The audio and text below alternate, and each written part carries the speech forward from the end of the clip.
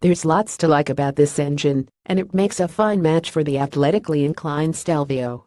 It's a relatively subdued and obedient partner during gentler sorties, the auto box helping it mosey through urban shuffles and easier road canters promptly, but without undue fuss with the DNA selector, and N, for natural, A, for advanced efficiency, overly retards the drivetrain. It's suitably quiet when cruising at 70 miles per hour too. But it really starts to shine when pressed, with robust acceleration available from just over 2,000 rpm most of the way to the rev limiter at 6,000 rpm. Turbo lag is perfectly manageable given the engine's healthy specific output, and while the soundtrack won't feature on Alfa's Greatest Hits LP, it becomes quite racy as revs rise, and is firmly an asset more than a liability.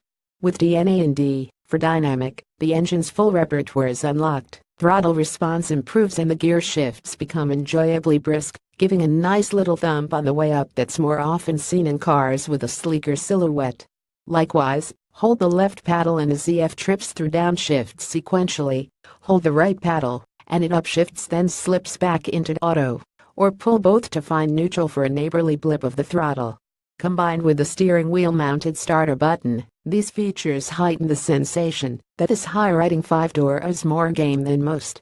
The Stelvio certainly feels capable of its impressive 5.7 sec to 62 miles per hour claim, and, when employing this eagerness, you'll find its cornering skills are up to snuff too.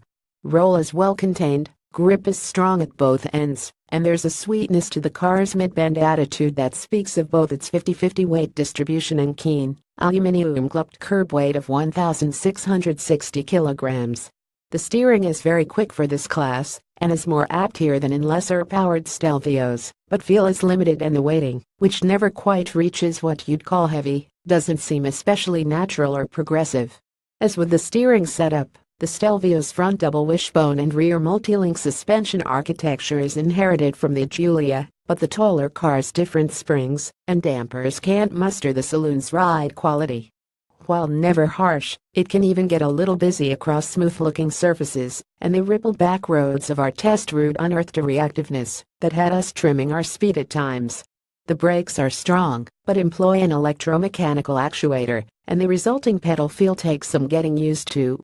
The balance of the Stelvio package is as before: generous occupant and luggage space, cabin materials that manage the premium tag, but not much more, and a good driving position with well-placed controls. Niggles are a limited rear view, headrests that nudge your pate forward a bit, and an infotainment system that is effective enough but idiosyncratic.